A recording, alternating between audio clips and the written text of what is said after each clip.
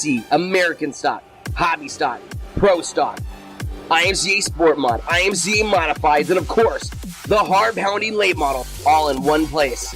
It's the 31st annual Budweiser National presented by Budweiser, the king of beers. And every hard-pounding lap will be brought to you by Moxie Media and Promotions.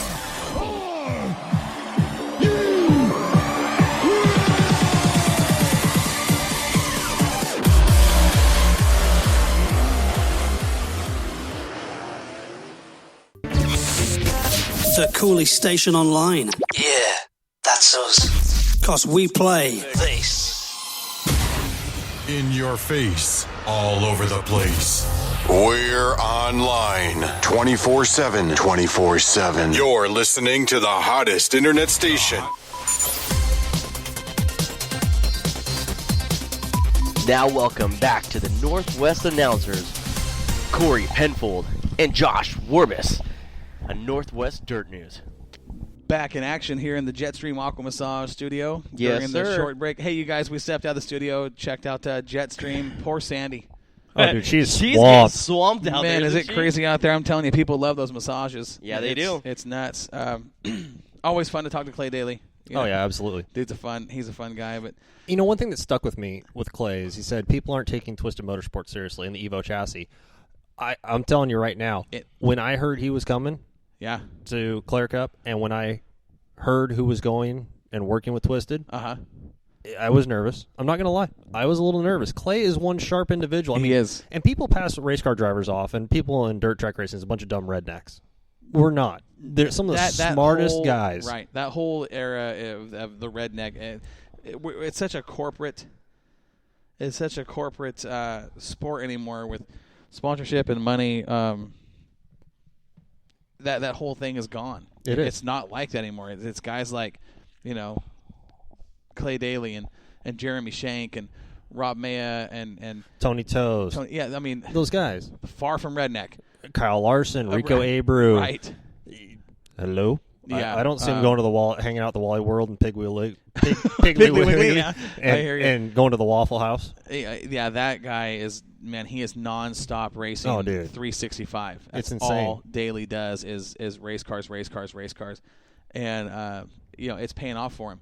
He's really starting to find some success with that Evo chassis. I mean, Oh, absolutely. watching what they've been doing all summer in 2016, and they have found a ton of success in their region with Absolutely. that Evo chassis.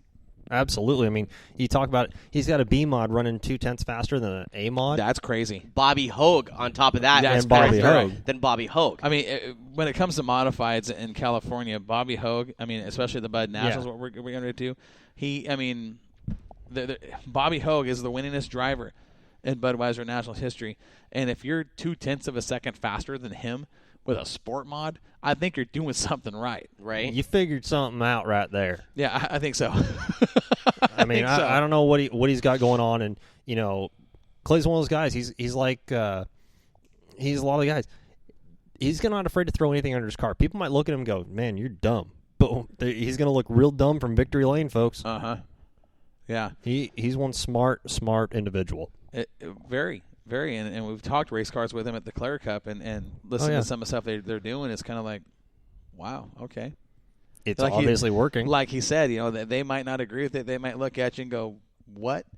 But if it's working, I mean, you don't That's fix, the battle. Right. Why fix something that ain't broke? Exactly. And, we'll see what he can do this year down there at the Bud Nationals. It's going to be fun to watch. I mean, I'd love to see him go up against Bobby Hogue with that Evo chassis. Well, I think we'll see it this year. Hopefully. Hopefully he gets it back together. Clay, I know you're still listening, buddy. Get that Evo back together. I want to see you go head-to-head with Bobby. Well, Bobby probably doesn't want to see that, but Bobby again though. Bobby, they call him the Shark down there, and he there's no fear in that dude. He'll take on all comers too. He's a lot like Clay when it comes to that competitive mentality. He's just kind of like, all right, well, what you got? Let's do it. Yep, bring it on. It's like putting two Mike Tysons in the same ring to fight each other. Oh yeah, I mean, that's what you're talking about right there. Ronda Rousey versus Ronda Rousey. Right. It's gonna be a knockdown, drag out fight for the W. Yeah. Absolutely.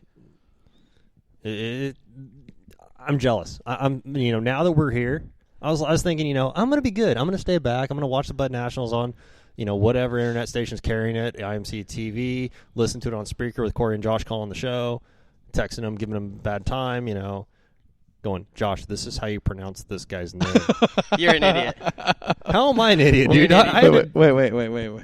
Yeah. How did do we need to tell this story again? Shut up. Listen. Wait. Listen, it was the beginning of the year. I didn't know. This wasn't beginning of the year, dude. This was middle of the year. Whose name so was he's it? sitting there, and He's an idiot. So Matthew and I go up there to Sunset. And I'm sitting in the pits down in 1 and 2. Right. We had a couple guys save us a couple spots back there in the nice little cush area. Right. And I'm sitting there, and all of a sudden he goes, and the street stocks are rolling out for qualifying. And all of a sudden I hear the PA, and here comes the 24 of Chris Sin. And I'm sitting there going, seriously? So I text Josh, and I go, hey, bro, I know you're new. No, listen. It's signed. So what happened is that it was how it read on my, because I didn't know Chris at the time. it was spelled differently on my computer screen. And 9 times out of 10, I'm trying to look at qualifying, trying to look at the screen, trying to look at the my folder, trying to get everybody down, and it was an honest mistake. Just kind of like whatever reindeer I was talking about from. Do you remember that? Yeah, I remember those. Those are the ones he shot at 3 times and missed. Oh. Listen, I told you they're migrating up. So I mean, it's just that's the reason why they looked at you and went, "Oh, I don't know why you would shoot at me. We're from a different country." Stop! He just took the crane pose. He's in a Karate Kid. It is going to be. It is. You're going to miss me this weekend. I apologize, everybody. Listen, it's getting out of hand around here. But Josh did not take his Ritalin this morning. Something's wrong. Something is very wrong. But it's fun. We're having a good time. Oh, yeah. I'm surprised Breakall hasn't called me yet. I'm waiting on that. Breakall. Oh, man. 541-714-3478. That That's spells dirt. Dirt. So we're supposed to have another caller here, and we're waiting on actually 2 or 3. You guys got something to say? Give us a call here. Send us a text on the Swears Trucking chat line here on Spreaker Radio. Give us a call, 541-714-3478 on the Crocker's Cars call-in line. We'll talk racing. We'll talk whatever you want to talk about race-related. Who's going to Bud Nationals?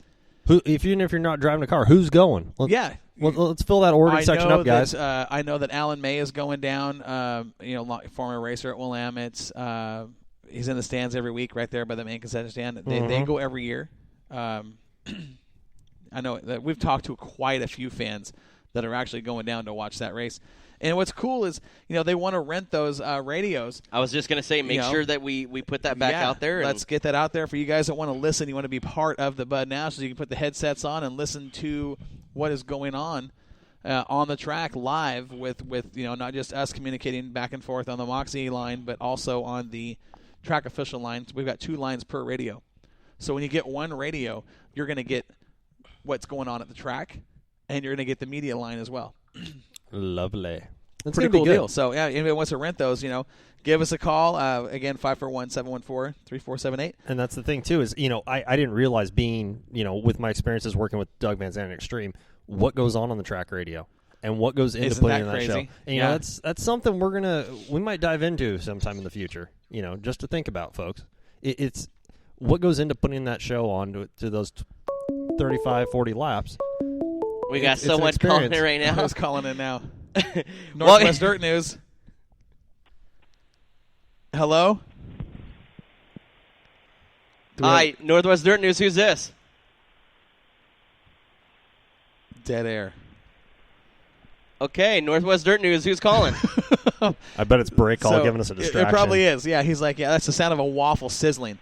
Oh! That's what that is. No idea. So anyway, to listen to what goes on the radios is it's interesting because I've had a couple friends that are into racing actually come up in the Moxie Tower and sit there for the length of a feature with the headsets on, listening to what's going on, and it's kind of like, whoa. They don't realize how much activity there really is under caution, or whether it's me talking to you guys on the radio, or Sandy talking to Warren, getting information from the back. I mean, there's a lot of stuff going on, and it happens fast.